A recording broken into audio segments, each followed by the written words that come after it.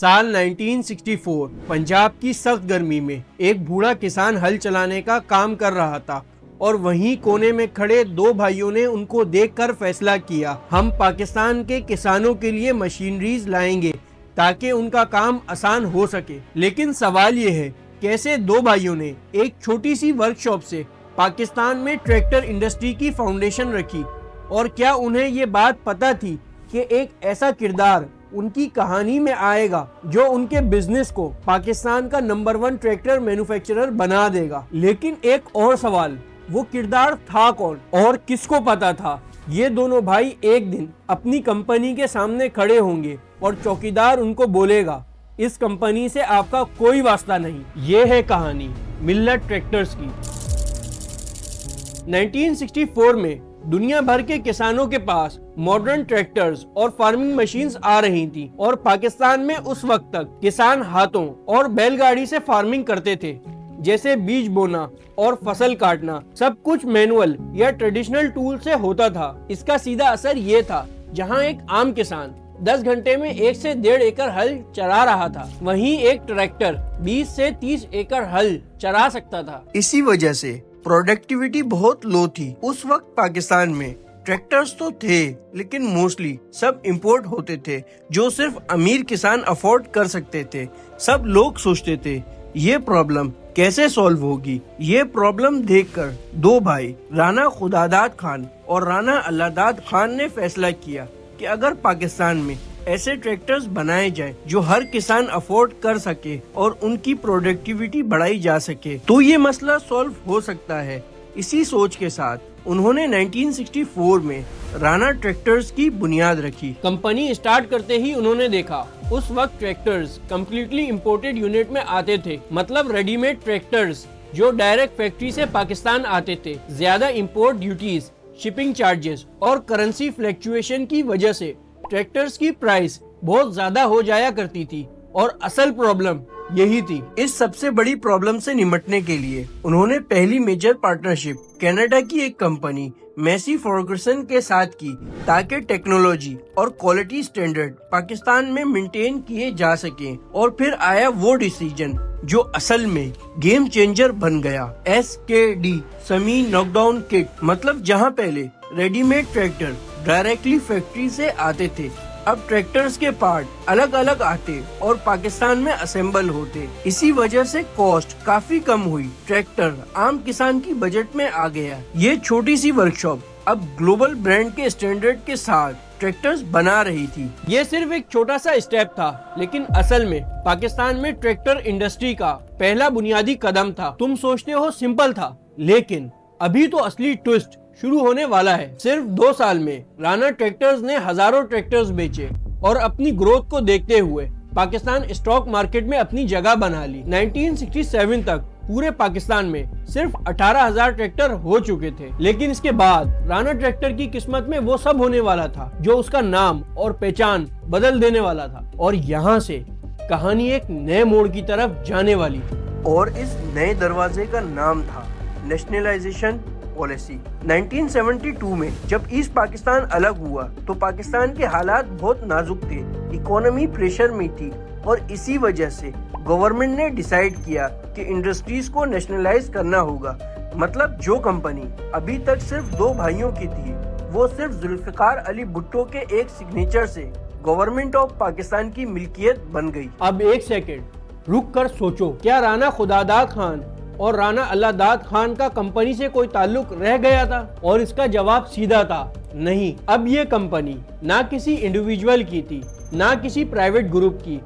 अब ये सिर्फ और सिर्फ गवर्नमेंट ऑफ पाकिस्तान की थी। अगर तुम नेशनलाइजेशन पॉलिसी को डिटेल में समझना चाहते हो तो डिस्क्रिप्शन में मैं लिंक ऐड कर दूंगा, वहां देख सकते हो। लेकिन यहाँ एक सवाल पैदा होता है, अगर कंपनी गवर्नमेंट के पास चली गई थी और उस वक्त मुल्क के हालात इतने खराब थे, तो फिर ये कंपनी ने सरवाइव कैसे किया और कैसे ग्रो करी? बस यहीं से कहानी और भी इंटरेस्टिंग हो जाती है, लेकिन इसके जवाब के लिए तुम्हें थोड़ा इंतजार करना होगा। गवर्नमेंट ने कंपनी कंट्रोल में लेते ही सबसे पहले राना ट्रैक्टर्स का नाम बदलकर मिल्लत ट्रैक्टर रख दिया।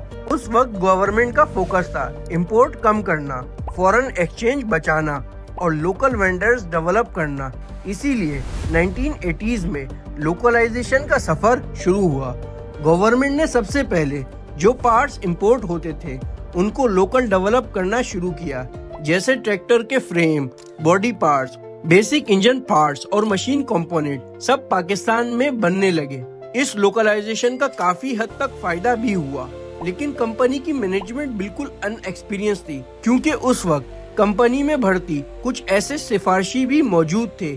ایسے لوگ کرسی پر بٹھا دیے گئے تھے جو کمپنی چلانے کا بیسک کام بھی نہیں جانتے تھے، جس کا سیدھا اثر یہ ہوا کہ ڈیلیوری ڈیلیز ہونے لگی، نئے آئیڈیاز آنا بند ہو گئے اور کوالٹی بھی گرنے لگی. یہاں گورنمنٹ سمجھ گئی تھی کمپنی اپنی پوٹینشل کے مطابق نتیجہ نہیں دے پا رہی، اور اکانومی کی بہتری کے لیے یہ ضروری تھا کہ ہماری انڈسٹریز اکانومیکلی انڈیپینڈنٹ ہو، تاکہ وہ اکانومی پہ برڈن بننے کے بجائے ان کا سہارا بنے. اور اسی لیے 1992 میں پرائیویٹائزیشن کا راستہ کھولا تاکہ کمپنی کو کوئی اچھے سے چلا سکے. اور بس یہیں سے تمہارا انتظار ختم ہونے والا ہے.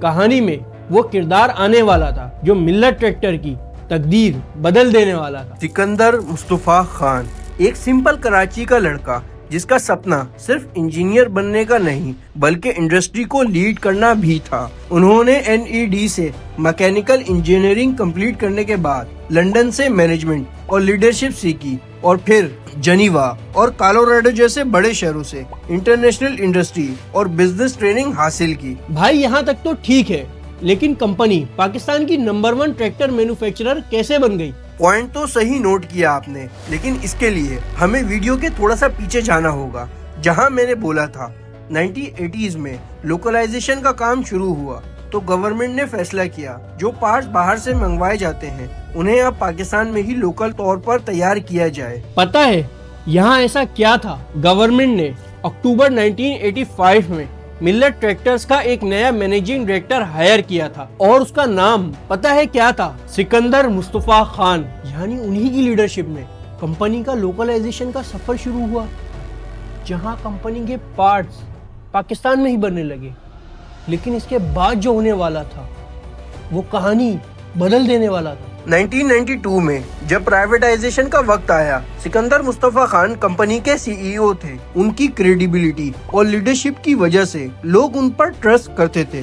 اسی لیے جب پرائیویٹائزیشن کی بڈ کا وقت آیا، سکندر نے ایک ایسا فیصلہ کیا جو سب کو حیران کر گیا. انہوں نے ملت ٹریکٹرز کے 350 بڑے آفیسر کو ملا کر انویسٹر کا ایک گروپ بنایا، EBO یعنی امپلائی بائی آؤٹ کا گروپ. اور ان 350 گروپ ممبرز نے انویسٹمنٹ جمع کی اور بڈ کے لیے ریڈی ہو گئے. جہاں 4 انویسٹرز کمپنی خریدنے کی کوشش کر رہے تھے اور پرائز 50 روپے پر شیئر کا تھا، سکندر نے اسمارٹ کیلکولیشن کی اور 107 روپے پر شیئر کے حساب سے کمپنی کا 51% شیئر پرچیز کر لیا، وہ بھی 305 ملین روپے میں، جو اس وقت $12.5 ملین بنتے تھے. اور اس طرح ملت ٹریکٹر بن گئی امپلائیز بائی آؤٹ کمپنی، جہاں اصلی اونرشپ امپلائیز کے ہاتھ میں تھی. کمپنی کنٹرول میں لیتے ہی تمہیں کیا لگا کمپنی ایسے ہی چل گئی؟ کمپنی تو خرید لی گئی تھی، لیکن ٹیم کے اندر ابھی بھی بہت سے ایسے لوگ موجود تھے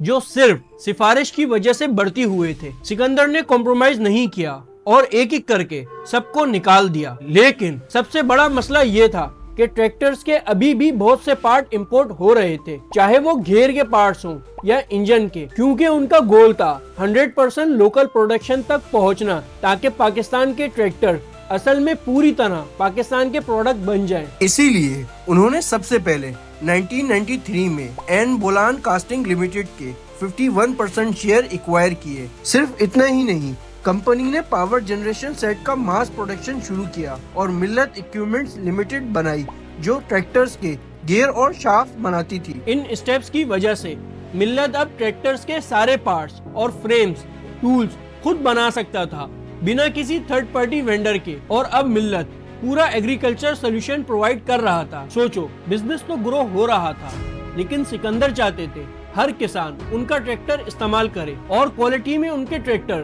دنیا کے برانڈ کے ساتھ کمپیٹ کریں. اسی لیے ملت نے باہر کی ٹاپ کمپنیز کے ساتھ ہاتھ ملایا، جیسے میسی فرگسن، اور پریکن यूके से एग्रीमेंट किया ताकि उनकी टेक्नोलॉजी और डिजाइन पाकिस्तान में यूज हो सके, और इसी क्वालिटी और टेक्नोलॉजी के दम पर कंपनी ने मुख्तलिफ ISO सर्टिफिकेट भी हासिल किए। सिर्फ 2018 में मिल्लत ने 42,700 यूनिट सेल किए, स्मॉल से लेकर हाई हॉर्स पावर ट्रैक्टर तक, जो एग्रीकल्चर और लाइट कंस्ट्रक्शन के लिए थे। आज मिल्लत ट्रैक्टर का सीन काफी स्ट्रॉन्ग है। 50 से 85 हॉर्स पावर के ट्रैक्टर्स वो अब पाकिस्तान में बनाते हैं, और 1960s में जहां 18,000 ट्रैक्टर की पॉपुलेशन थी, अब 6,75,000 हो गई है। और अब मिल्लत सिर्फ पाकिस्तान तक लिमिटेड नहीं है, अफ्रीका और श्रीलंका तक एक्सपोर्ट हो रहे हैं। लेकिन अभी भी पाकिस्तान में एक बड़ी प्रॉब्लम है, ज्यादातर फार्म छोटे हैं, सिर्फ 5 से 6 एकड़ एवरेज साइज के, और 99% फार्म 50 एकड़ से छोटे होते हैं। कम जमीन और लिमिटेड रिसोर्सेज की वजह से छोटे किसान मशीनरीज अफोर्ड नहीं कर पाते, और यही सबसे बड़ी अपॉर्चुनिटी छुपी हुई है। अगर एग्रीकल्चर को मशीनराइज किया जाए और छोटे छोटे किसानों के लिए ट्रैक्टर और मशीनरीज को दस्तयाब किया जाए, जैसे रेंटल सेंटर, इजी इंस्टॉलमेंट और लो इंटरेस्ट लोन, तो हर फार्मर अपनी प्रोडक्टिविटी सीधा डबल कर सकता है। और अगर गवर्नमेंट दूसरे मुल्कों की तरह सब्सिडीज प्रोवाइड करे तो फायदा सिर्फ किसानों का नहीं होगा, पूरे पाकिस्तान के एग्रीकल्चर सेक्टर स्ट्रॉन्ग होगा, प्रोडक्शन बढ़ेगी और मुल्क फूड सिक्योरिटी की तरफ मूव करेगा। और अगर तुम हमारी फैमिली का हिस्सा नहीं हो तो जल्दी से सब्सक्राइब करो ताकि आने वाली कोई भी वीडियो तुमसे मिस ना हो पाए। और इस वीडियो के कमेंट में लाजमी बताना कि वीडियो कैसी लगी और नेक्स्ट आने वाली वीडियो कौन सी होनी चाहिए।